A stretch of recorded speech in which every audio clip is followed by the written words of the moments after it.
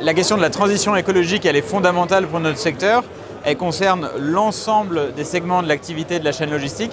Sur la partie transport routier de marchandises, la principale évolution qui est en cours, c'est qu'on avait depuis la fin du 19e siècle une seule énergie et que maintenant on rentre dans une logique de mixte énergétique où on a non seulement des moteurs thermiques avec les biocarburants qui se développent et puis l'électrification et peut-être demain l'hydrogène.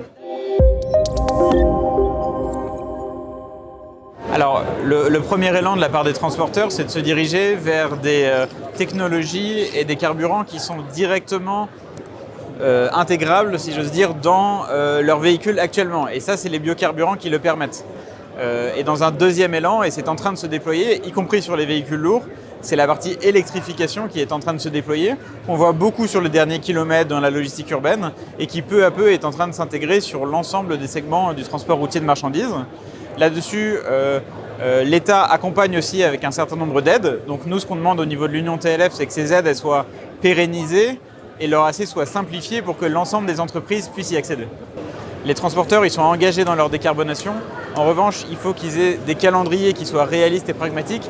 Et il faut surtout qu'on ait des règles qui soient simples, claires, qui prennent en compte leur réalité et qu'on ait 5, 10, 15 ans pour s'organiser et ensuite faire confiance aux transporteurs et qui savent trouver les solutions, c'est leur métier. Un transporteur par nature, il sait s'adapter, ils sont en train de le faire, il faut leur donner tous les outils pour le faire. Alors sur le développement des réseaux, notamment de la recharge électrique, on est vraiment au début de l'aventure. Aujourd'hui, les transporteurs se posent beaucoup de questions. Ils identifient aussi de plus en plus les questions réglementaires et les surcoûts que cela impose. L'Union TLF a proposé un guide qu'on a rédigé avec nos adhérents pour aider à l'installation de bornes de recharge sur le dépôt, qui est une partie du sujet. Il y a ensuite la recharge en itinérance, qui n'est qu'à ses balbutiements et sur lequel on est aussi en contribution avec les pouvoirs publics pour déployer ça de manière beaucoup plus massive sur les routes de France.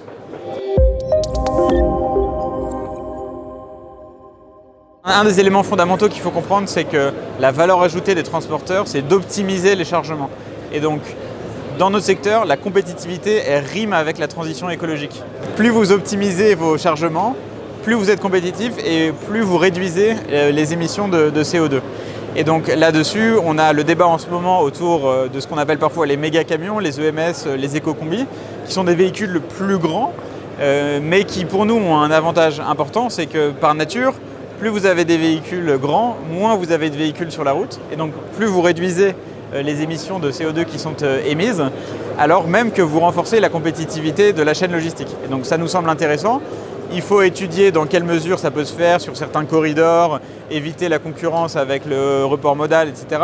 Mais ça nous semble être une piste qu'il ne faut pas négliger et sur laquelle, à minima, il faut lancer des expérimentations et pour y travailler ensemble avec l'administration et les pouvoirs publics. D'ailleurs, ce qu'on voit, c'est qu'il y a beaucoup de pays européens qui développent ces camions et c'est souvent des pays européens qui sont très engagés dans la transition écologique et très performants sur le report modal aussi. La directive européenne, elle vient de passer au Parlement, elle va passer au Conseil cette année et normalement on aura un texte à la fin de l'année. Après, comme vous le savez, il y a des mécanismes de transposition des directives et donc si elle passe, ce sera que dans les 2, 3, 4 prochaines années qu'on pourrait voir cela mettre en œuvre.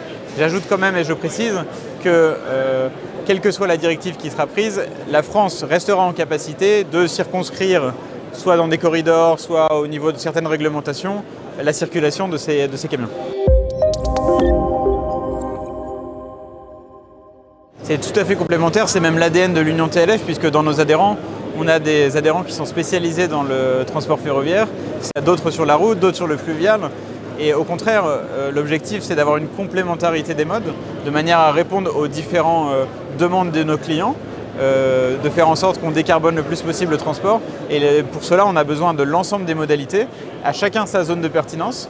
Ce ne sera pas pareil quand vous faites de la longue distance, de la courte distance. Il y aura des corridors où vous pourrez faire du fluvial, d'autres du ferroviaire.